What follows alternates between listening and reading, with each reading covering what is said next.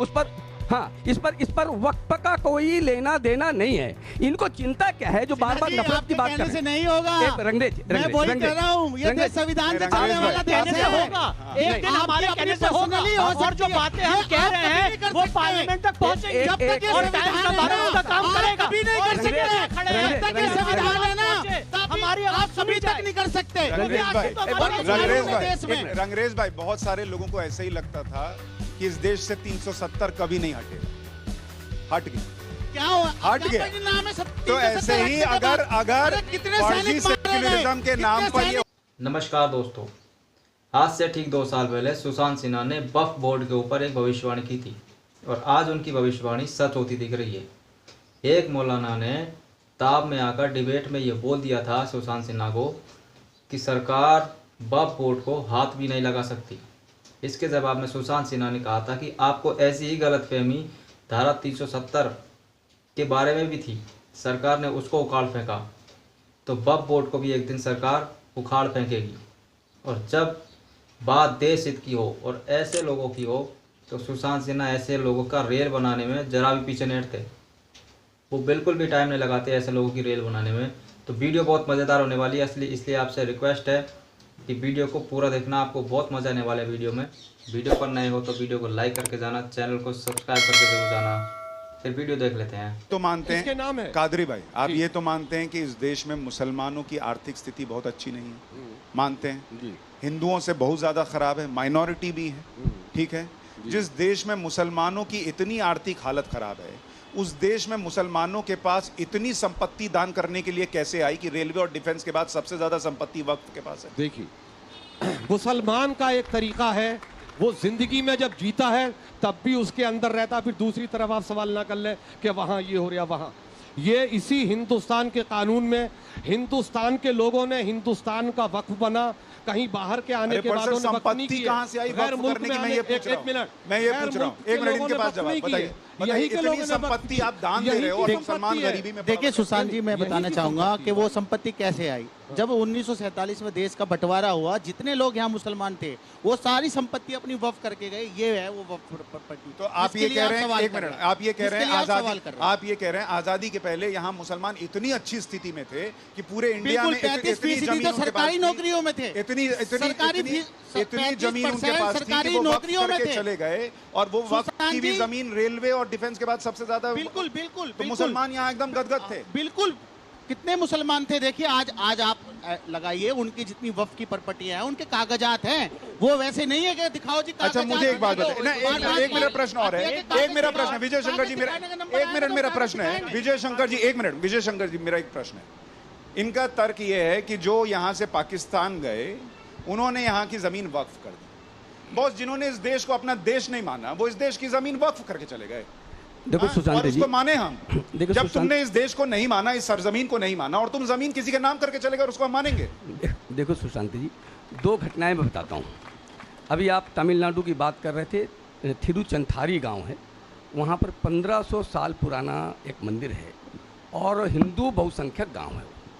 एक किसान ने अपनी ज़मीन बेची, कलेक्ट्रेट गया, वहाँ जब रजिस्ट्री कराने लगा तो वहाँ मना कर दिया गया, बोले आप नहीं कर सकते क्योंकि ये वक्फ की ज़मीन है, आप उनसे NOC लेकर के आइए। यानी वो गांव जहाँ पर 1500 साल पुराना मंदिर है। अभी कादरी साहब कह रहे थे कि 1450 साल, तो एक मिनट कादरी साहब, 1450 साल पहले इस्लाम आया और जिस गांव में 1500 साल पुराना मंदिर है उस गांव की ज़मीन भी वक्फ कर दी गई।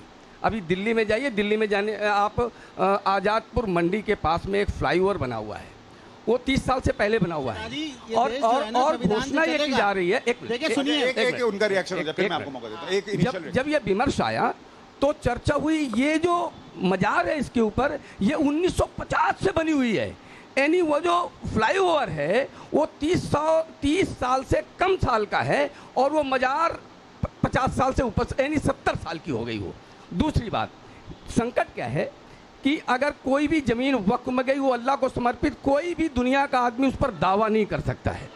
और जो 40,000 मंदिरों की जगह कब्जाई गई और कहीं ना कहीं उनमें वक्फ में गई हैं, क्योंकि एक 1991 में एक एक्ट आ गया, इसलिए आप उस पर दावा नहीं, यानी मंदिर की ज़मीन पर, हमारी ज़मीन पर हम इसलिए दावा नहीं कर सकते कि 1991 का एक एक्ट आ गया और वक्फी जमीन पर इसलिए दावा नहीं कर सकते क्योंकि वो अल्लाह को समर्पित हो गई। मैं कहता हूं कि ये जो विमर्श है ये कहाँ जाएगा, कहाँ खड़ा होगा?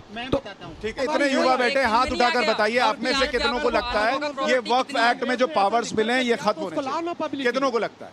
उसको देखा जाए, सबको लगता है? बताइए, देश के युवाओं को भी लगता है। क्यों लगता है ये बताइए जरा, क्यों लगता है? नहीं, तो आज नहीं आया तो नहीं हटेगा, आज नहीं आया है तो नहीं हटेगा। मतलब क्या चाह रहे हैं, इस सरकार में कानून हटा दें जो भी मुसलमानों को चीजों में है? तो आप मान रहे हैं? हाँ, निकला ना कि जो मुसलमानों के फेवर में है, ये वक्त की जमीन हमारी है, ये मुंह से निकल गया, ये मुंह से निकल गया कि जो हमारे फायदे का है वो कानून हटेगा। एक मिनट, ना आप उधर सुनिए, आपके मुंह से निकल गया। यही तो पेट में दर्द है, असली दर्द समझ में आ रहा है। सर मैं ये सबसे पूछना चाहता हूँ, अगर हम मानते हैं कि हिंदू मुस्लिम सब एक है, इस देश में समान है, तो जो हमें संविधान मिला है तो हम क्यों ना हम सब मिलकर उसी के साथ चले?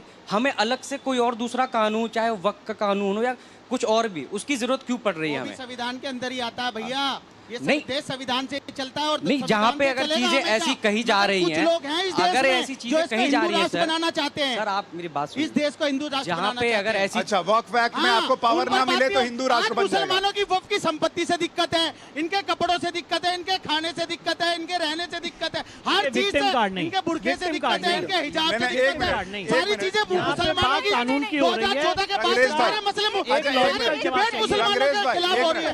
ये जो नैरेटिव सेट किया जा रहा है ना सुशांत, भाई, मुझे बात, रंगरेज भाई, अगर वक्फ एक्ट से स्पेशल पावर्स मुसलमानों से ले ली जाएगी तो ये हिंदू राष्ट्र बन जाएगा। तो जब स्पेशल पावर दी गई है तो ये इस्लामिक राष्ट्र है। देखिए, मैंने पावर की बात नहीं की, तो मैंने बात की कि मुसलमानों से नफरत के लिए कैसे कैसे आपसे कुछ जो गलत दिया है, हिजाब पे बात हो रही। विजय भाई, ये मुसलमानों से नफरत का मामला है। एक मिनट, नफरत सारे कानून क्या हमारे लिए, ये कैसे इनके लिए कानून नहीं है? ना हिंदू के लिए कानून है, आप बना दीजिए कानून को बदल अभी दीजिए। 2-3 प्रश्न खड़े हो नहीं ना है कानून, हिंदू को नहीं दिया, बदलिए कानून को। हिंदू से जब अभी बार बार ये कहा गया कि हम बाई चॉइस यहाँ रुके हैं, बाई चॉइस यहाँ रुके हैं, लेकिन जब देश को आज़ादी मिली और यहाँ के चुनाव हुए तो मुस्लिम लीग जो थी, मुस्लिम लीग पाकिस्तान बनाने के पक्ष में थी, लेकिन जब चुनाव हुए जो भारत में रुक गए थे बाई चॉइस, उन्होंने देश के 90% मुसलमानों ने मुस्लिम लीग को जिताया था। तो ये बाई चॉइस ऐसे रुकते हैं क्या? यानी इस समय भी इसके बाद भारत का और बंटवारा कैसे हो, कहीं ना कहीं ये मंशा में रही होगी। और रही बात जो आप बात कर रहे थे कि जो पाकिस्तान गए और उन लोगों की वक्त में, तो वो शत्रु संपत्ति हो गई, वो भारत सरकार की संपत्ति हो गई। उस पर हाँ, इस पर वक्त का कोई लेना देना नहीं है। इनको चिंता क्या है जो बार बार नफरत की बात कर रहे हैं? नहीं होगा, मैं वही कह रहा हूँ, ये देश संविधान से चलने वाला देश होगा। एक दिन हमारे कहने से होगा, और जो बातें हम कह रहे हैं वो पार्लियामेंट तक पहुंचेंगी। जब तक ये संविधान उसका काम करेगा, कभी नहीं कर सकते। जब तक ये संविधान है ना, हमारी आवाज सभी तक नहीं कर सकते। रंगरेज भाई, बहुत सारे लोगों को ऐसे ही लगता था कि इस देश से 370 कभी नहीं हटेगा, हट गया। क्या हुआ? हट गया।